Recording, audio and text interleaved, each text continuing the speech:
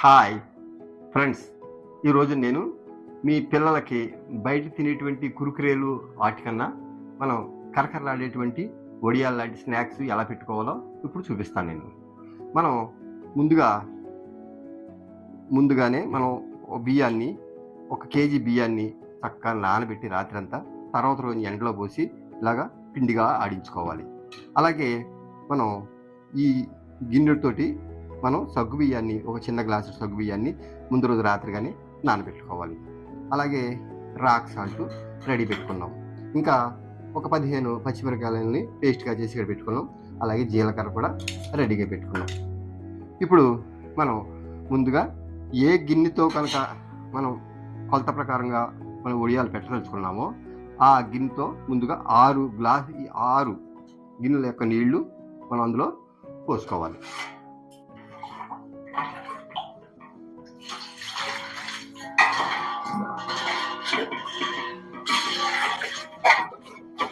మూడు 4 5 6 గ్లాసులు నీళ్ళు పెట్టుకున్నాం. ఈ 6 గ్లాసుల నీళ్ళను మనం ఈ స్టవ్ వెలిగించుకుని ఇందు మీద పెట్టుకుందాం.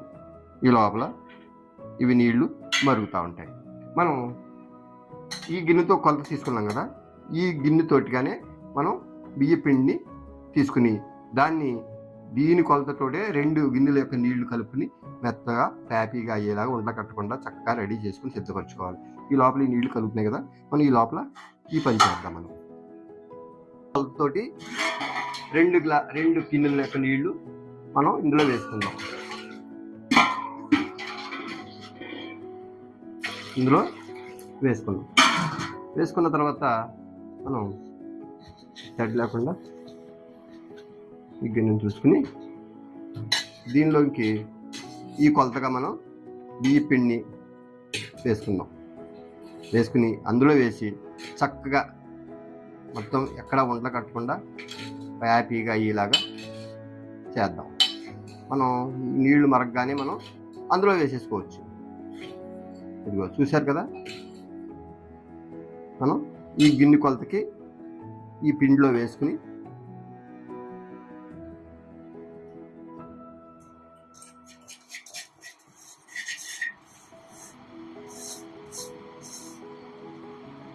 ఇలా ఉన్నాం.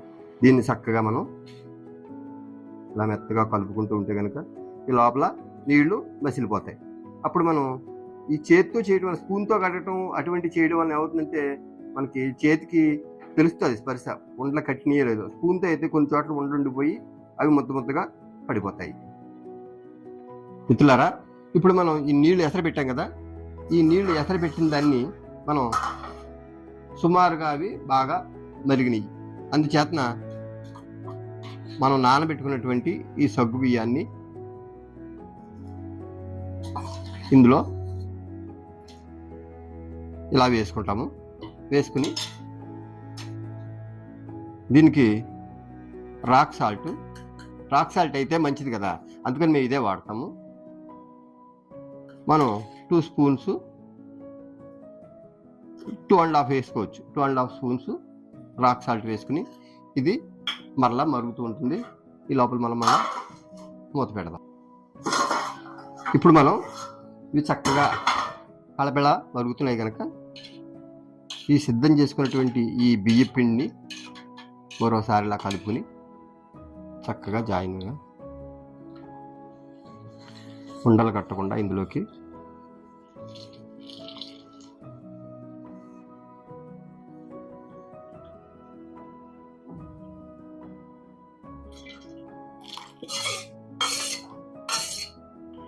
ఇలా వేసుకుందాం. మనం ఇలా తిప్పుతూ ఉంటే కనుక అది చక్కగా బియ్య పిండి చాలా ఉడికి కొంచెం తగ్గుతుంది. దీనికి నిండుగా వచ్చింది కాబట్టి మనం కొంత పిండిని మనం తీసివేయటం మంచిది, ఎందుకంటే అది పొంగిపోయేటువంటి అవకాశం ఉంది కనుక.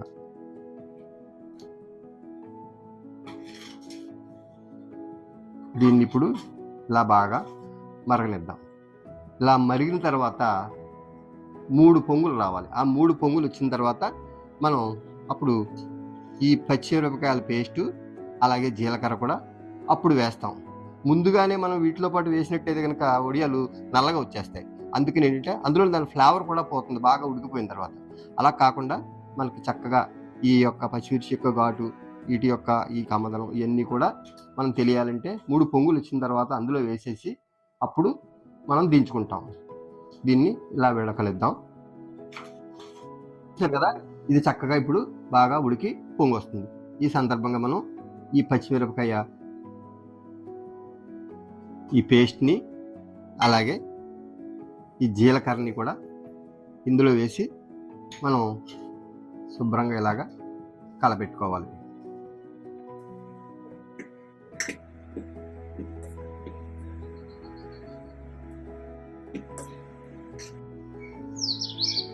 మిత్రులారా, మనం ఈ వడియాల పిండి రెడీగా అయిపోయింది.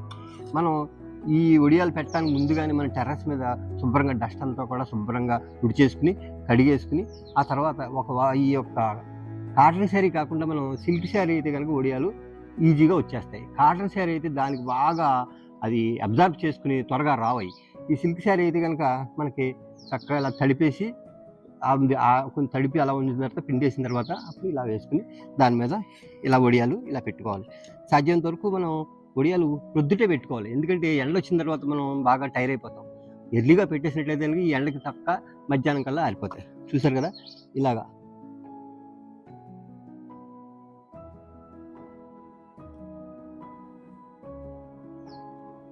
ఇలాగా అందంగా వచ్చేలాగా పెట్టుకోవాలి. పూర్వం అయితే కనుక మొత్తం ఇరుగు పొరుగు వాళ్ళు అందరూ కలిసి ఇవాళ మీకు వడియాలు పెట్టుకుందామంటే రేపు మాకు వడియాలు పెట్టుకుందామండి అలా పెట్టుకునేవారు. అందులో పిల్లల్ని కూడా వాళ్ళ పార్ట్నర్గా చేర్చుకునేవాళ్ళు. ఎందుకంటే పిల్లలకు కూడా ఇలాంటివన్నీ కూడా హోమ్ మేడ్స్ తయారు చేయడం నేర్పాలి కనుక వాళ్ళు పిల్లలు కూడా చక్కని పెట్టేవారు. వాళ్ళు ఈ లోపల బొమ్మలుగా పెట్టడం అవి చేసేవారు. ఎవరెవరు అలా పెట్టకూడదు బాబు, రౌండ్గా పెట్టాలంటే నేను ఇలాగ పెడతాను అనుకునేవారు. మళ్ళీ వాళ్ళు వడియాలు వేయించినప్పుడు కూడా నా బొమ్మ వడియం నాకు ఇచ్చేయమని చెప్పి పేచీ పెట్టేవారు.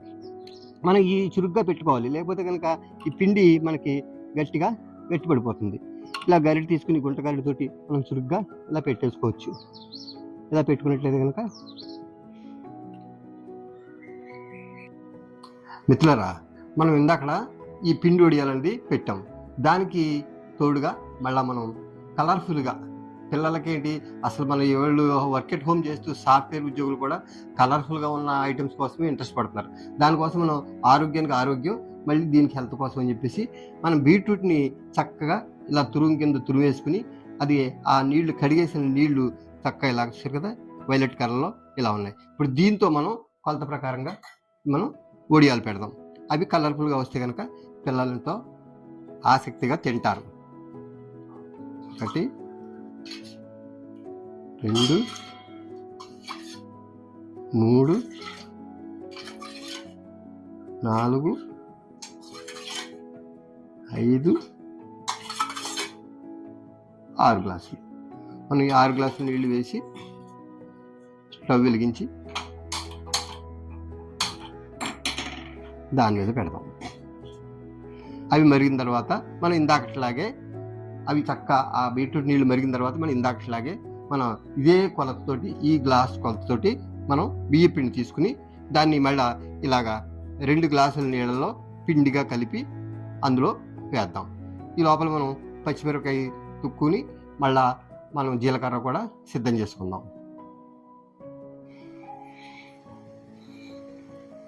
మనం కొలత ప్రకారం తీసుకున్నటువంటి ఈ గ్లాసుని పిండిని కూడా ఇందులో ఈ బీట్రూట్ నీళ్ళల్లో కలుపుతున్నాం. చూసారా ఎంత అందంగా చక్కగా వస్తుందో. ఇలా కలర్ఫుల్గా ఇలాగే వడియాలు కూడా ఇలా రంగులో వస్తాయి అన్నమాట. చూడటానికి మనకి ఎవరైనా సరే రంగుకి అట్రాక్ట్ అవుతారు కదా, పిల్లలు అయితే ఇంట్రెస్ట్గా కూడా తింటారు. వీళ్ళు బయట రకరకాల దుంపలతో చేసినటువంటి అన్నీ కూడా స్నాక్స్ తెచ్చుకుని తినేస్తున్నారు. తర్వాత వీటికి క్యాన్సర్ వస్తుంది, వాటి ఇంకోటి వస్తుంది, అవన్నీ చెప్తున్నారు. చూస్తుంటే భయం వేస్తుంది. మనం ఇలాంటివన్నీ కూడా ఈ పిండి వడియాలు, సగ్గుబియ్యం వడియాలు, ఇంకా ఈ బూడిద గుమ్మడికాయ వడియాలు ఇలాంటివన్నీ పెట్టుకోవాలి. ఇప్పుడు మంచి సీజన్, వేసవికాలం, పిల్లలకు కూడా సెలవులు మనకి. చూసారు కదా, ఇప్పుడు ఇది ఇలా మరుగుతుంది కదా. ఇలా మరుగుతున్నప్పుడు దీన్ని మనం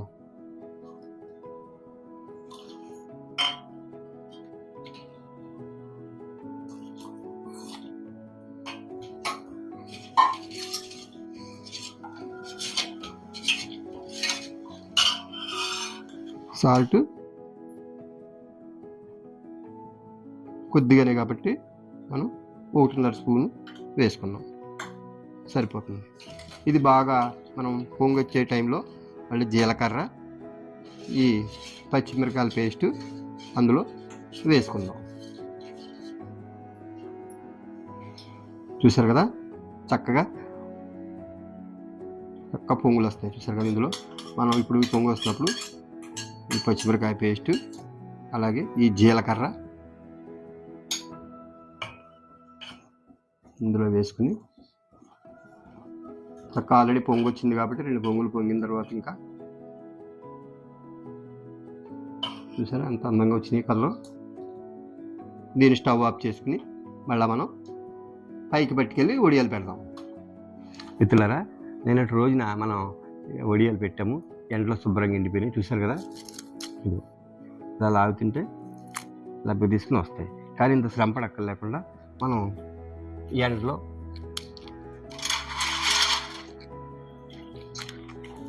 ఈ నీళ్లు ఇలా చిలకించినట్లయితే కనుక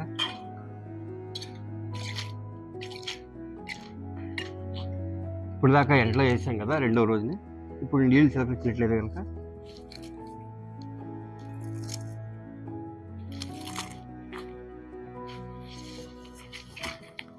చూసారు కదా ఇలాగా అన్నీ కూడా నీళ్ళు వేయగానే రాలి పడిపోతాయి.